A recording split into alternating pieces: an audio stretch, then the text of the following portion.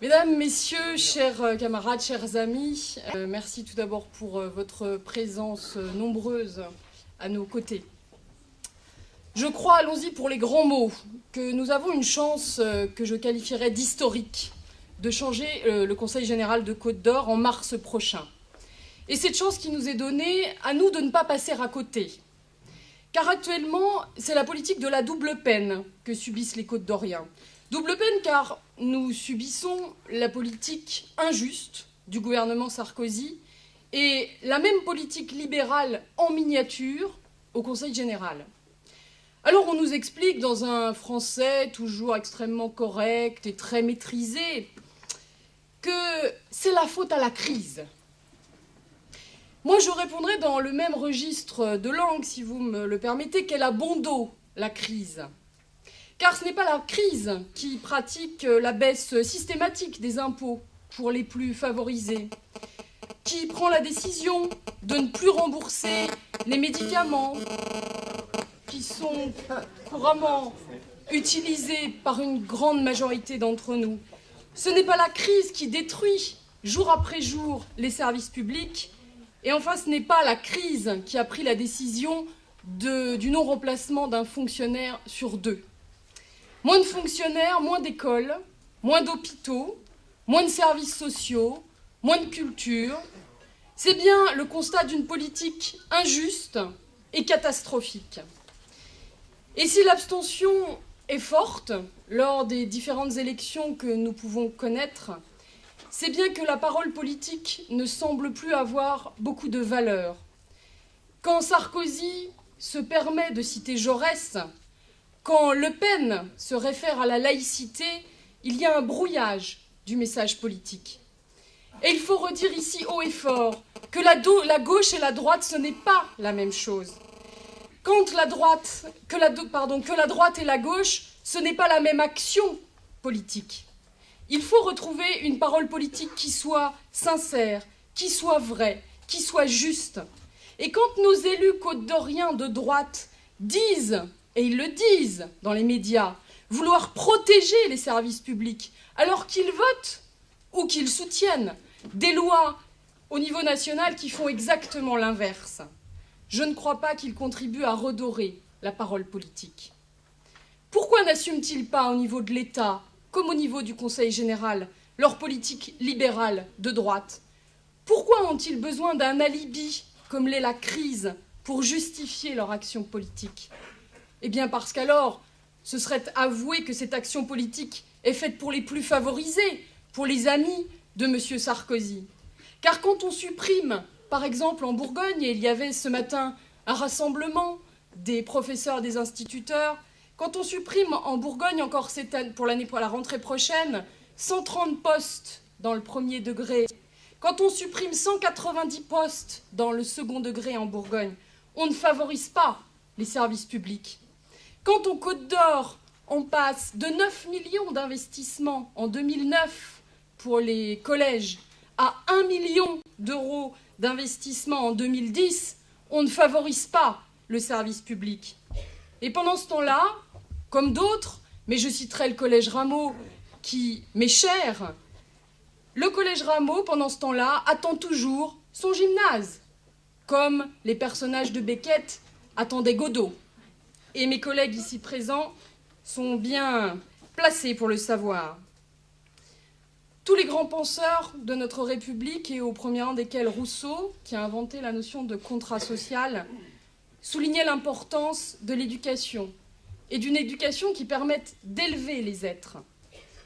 Plus de RASED pour les élèves les plus en difficulté, plus de formation pour les enseignants, que ce soit pour les nouveaux enseignants ou pour les vieux enseignants comme moi, puisque je vous le dis, je ne sais pas si vous le savez, mais depuis le mois de septembre, on a d'habitude droit à des formations pendant l'année. Eh bien, cette année, toutes les formations ont été supprimées, faute d'argent. Donc on ne peut plus se former dans l'éducation nationale. Moins de postes, moins d'investissements et une minoration grave du rôle de l'enseignant. Quand notre président se permet d'affirmer qu'un prof n'aura jamais le talent ou l'aura, je ne sais plus la formule, d'un prêtre ou d'un curé. La dévalorisation systématique des enseignants. le mépris affiché à l'égard de l'école nous prouve, si on en avait encore besoin, et si on en doutait encore, que Sarkozy n'appartient pas à cette catégorie de grands penseurs. Lui qui se vante d'ailleurs de n'avoir pas lu La Princesse de Clèves et qui dit que ça ne sert à rien de l'étudier, sans doute n'a-t-il pas lu davantage Le Contrat social ou l'Émile de Rousseau. Victor Hugo disait « Quand on ouvre une école, on ferme une prison ». Alors vous m'excuserez, je n'ai pas le talent de Victor Hugo, mais vous me permettrez cette formule. Quand François Sauvadet préfère construire des ronds-points ou financer des déviations, c'est l'école qui ne tourne plus rond et qui va droit dans le mur.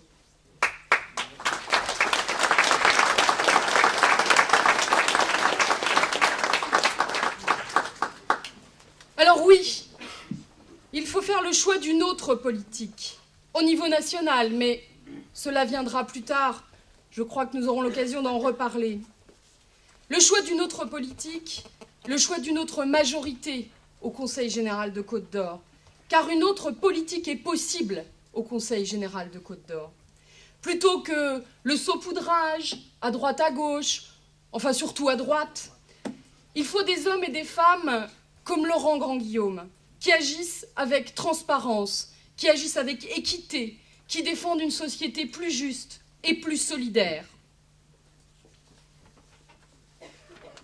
Il nous faut retrouver le chemin des solidarités, car c'est bien là la première mission du Conseil général, en accompagnant la famille de la petite enfance jusqu'à la dépendance des personnes âgées. Aujourd'hui, la politique du Conseil général, c'est l'augmentation des frais de com et de petits fours et la baisse des subventions aux associations qui travaillent dans le social, les acteurs sociaux que sont la DPEP 21 ou la CODEJ. Je crois qu'il nous faut soutenir et renforcer les subventions à ces associations qui agissent avec détermination sur le terrain. Oui, une autre politique est possible au Conseil général de Côte-d'Or, une politique au service du plus grand nombre plutôt que la recherche du satisfecit de quelques-uns. Quand je me suis engagée en 2008 auprès de Laurent, j'étais heureuse de faire campagne à ses côtés.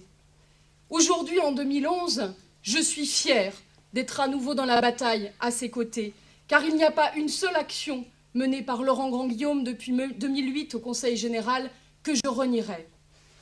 Élu de terrain, à l'écoute et dans l'action, Laurent Grandguillaume incarne l'élu tel qu'on souhaiterait en voir sur tous les territoires. Présent chaque jour, même le week-end, et les habitants de Fontaine-Douche le savent bien, disponible, réactif et honnête, Laurent Grandguillaume est un élu qui a le sens des responsabilités.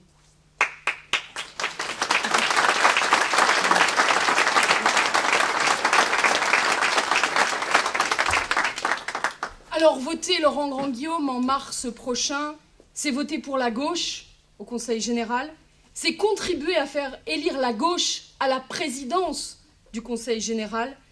Voter Laurent Grandguillaume, c'est retrouver le chemin de toutes les solidarités et de l'ambition collective. Alors en mars, votez pour la gauche, votez Laurent Grandguillaume et ensemble, continuons d'agir. Merci.